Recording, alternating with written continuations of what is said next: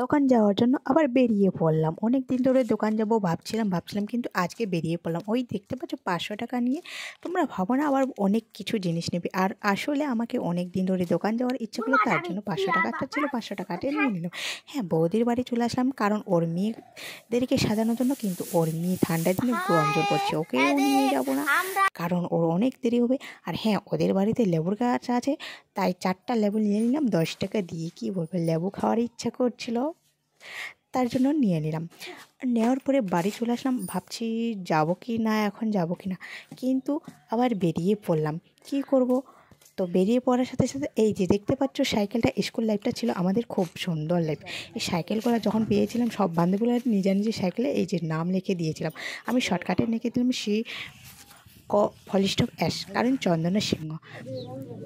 তো হ্যাঁ, দোকানে গিয়ে এত ভিড় কি বলবো, আর ওয়েট করতে করতে আমি বিরক্ত হয়ে গেছি। তারপরে দোকান থেকে নিলাম যেটুকু নেওয়ার ইচ্ছা ছিল সেটুকু নিলাম। হ্যাঁ, যে কয়েকটা জিনিসে আমার এত খরচা হয়ে যাবে আমি ভাবতে পারছিলাম না, 150 টাকা হয়ে গেছে। কিন্তু তোমাদেরকে দেখাচ্ছি এক এক করে, দেখতেই পাচ্ছ কী কী নিয়েছে। ওটা এলো প্যান্ডো প্লাস। ঠান্ডার দিনে আমি আসলে দিনের বেলায় কিছু মাখি না, কিন্তু কী বলবো, তবুও নিয়ে নিলাম যদি কোনো সময় মাখতে হয়। আর হ্যাঁ, আমি একটা আচার নিয়েছি, আচারটা হচ্ছে জলপাই, কারণ দোকানে দেখছিলাম খাওয়ার ইচ্ছা করছিল তাই নিয়ে নিয়েছি। ওটার দাম হচ্ছে 2 টাকা, আর মাত্র 350 টাকা বাঁচলো। তো যাই হোক, যেগুলা ইচ্ছা ছিল সেগুলা নিয়ে নিয়েছি, আবার পরে যাব, তারপরে ভাবি কী নিই।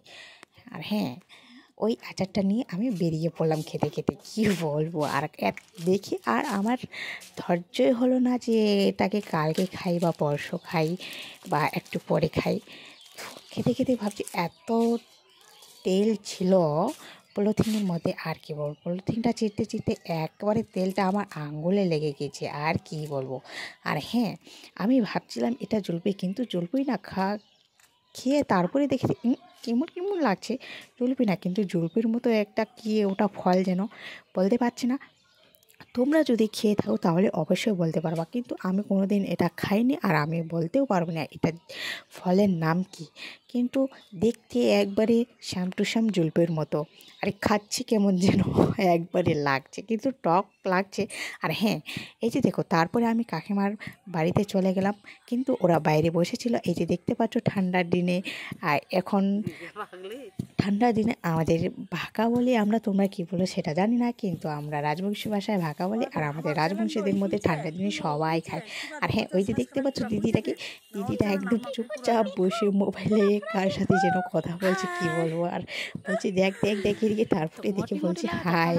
কিন্তু হ্যাঁ, আমাদের গ্রামে কেউ নাই, তার জন্য আমি এখন দিদিটা এসেছে তাই ওদের বাড়িতেই যাই। সব সময় গিয়ে থাকি না, কিন্তু যখন ইচ্ছা করে, যখন বাড়িতে থাকার মন চায় না তখন আমি চলে যাই।